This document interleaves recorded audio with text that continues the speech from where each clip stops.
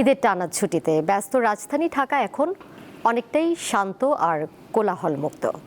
তবে এই ফাঁকা রূপের মাঝেও বিনোদনের কোনো কমতি নেই। ঈদের আনন্দকে পরিবার পরিজনের সাথে ভাগ করে নিতে অনেকেই ছুটে যাচ্ছেন শহরের বিভিন্ন বিনোদন কেন্দ্রে। ঈদের টানা ছুটিতে ফাঁকা ঢাকা, তবে বিনোদন কেন্দ্রগুলোতে কমতি নেই উৎসব আমেজের। ঈদের আনন্দকে আরেকটু বাড়িয়ে নিতে অনেকেই সপরিবারে ছুটছেন ঢাকার বিভিন্ন বিনোদন কেন্দ্রে।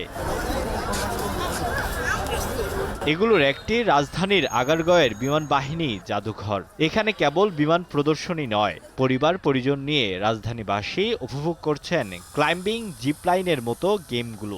এয়ারফোর্সদের যে প্লেন, হেলিকপ্টার, যুদ্ধবিমান, এগুলো বাচ্চারা এগুলোর সাথে পরিচিত হতে পারছে। যার মেয়েকে একটু ঘোরাঘুরির জন্য নিয়ে আসি এখানে। আমি প্রথমবারের মতো এখানে আসা, মেয়েরও প্রথমবারের মতো, ওর খুব ইচ্ছা প্লেন দেখার এবং প্লেনের সম্পর্কে জানার, এই জন্য এখানে নিয়ে আসছি।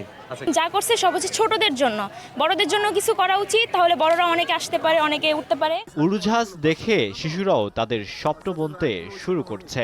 ভবিষ্যতে পাইলট হব, বিমান চালাবো, এইখান থেকে ওই দেশে নিয়ে যাব, এই দেশ থেকে ওই দেশে নিয়ে যাব, আবার ওই দেশ থেকে ওই দেশে নিয়ে যাব।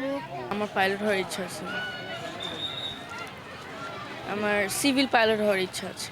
নিরাপদ ও সুশৃঙ্খল পরিবেশের কারণে ঈদের এই ছুটির দিনগুলোতে এখানে ঢল নেমেছে নানা বয়সী মানুষের। আলোয়ান খান, দীপ্ত সংবাদ, ঢাকা।